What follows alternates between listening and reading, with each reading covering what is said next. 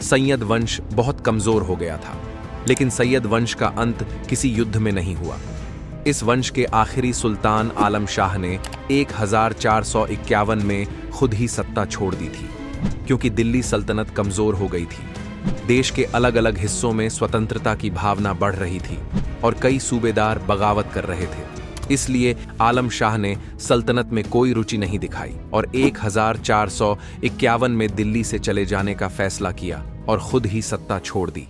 लेकिन आलम शाह के जाने के बाद किसने दिल्ली सल्तनत की सत्ता संभाली और कैसे दिल्ली सल्तनत पर राज किया?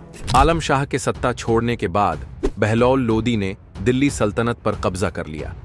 बहलौल लोदी उस समय सरहिंद का शक्तिशाली सूबेदार था। बहलौल लोदी ने 1451 में दिल्ली की गद्दी संभाली और लोदी वंश की स्थापना की। इसी के साथ सैयद वंश का अंत हो गया। लोदी वंश दिल्ली सल्तनत का 5वां और आखिरी वंश था, जिसकी स्थापना 1451 में बहलौल लोदी ने की थी।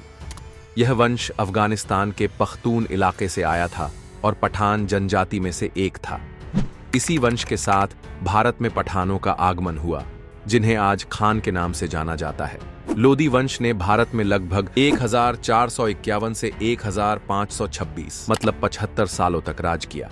इस वंश के 3 सुल्तान हुए, बहलौल लोदी, सिकंदर लोदी और इब्राहिम लोदी। बहलौल लोदी ने 1451 से 1489 तक दिल्ली सल्तनत पर राज किया।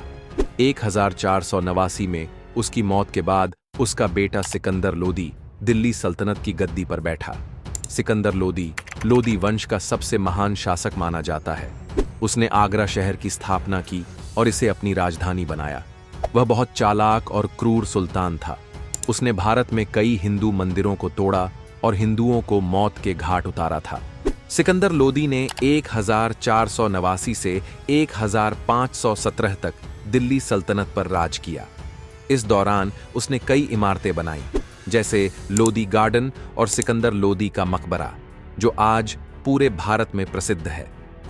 1517 में सिकंदर लोदी की मौत के बाद उसका बेटा इब्राहिम लोदी दिल्ली का सुल्तान बना।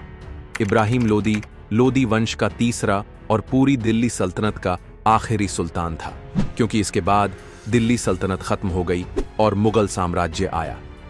इब्राहिम लोदी ने 1517 से 1526 मतलब सिर्फ 7 सालों तक दिल्ली सल्तनत पर राज किया। लेकिन इब्राहिम लोदी की कठोर नीतियों के कारण लोदी साम्राज्य कमजोर पड़ गया।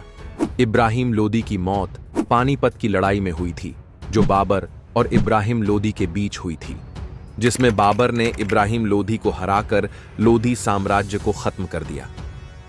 लोदी वंश के साथ दिल्ली सल्तनत भी खत्म हो गई और मुगलों का आगमन हुआ, जो हम अगले चैप्टर में जाने वाले हैं।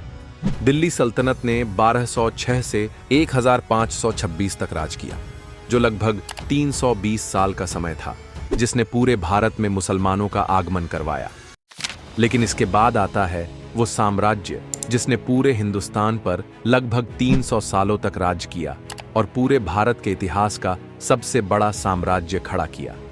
अगले चैप्टर में हम जाएंगे कैसे बाबर ने इब्राहिम लोदी को हराया और कैसे भारत में मुगलिया सल्तनत कायम हुई।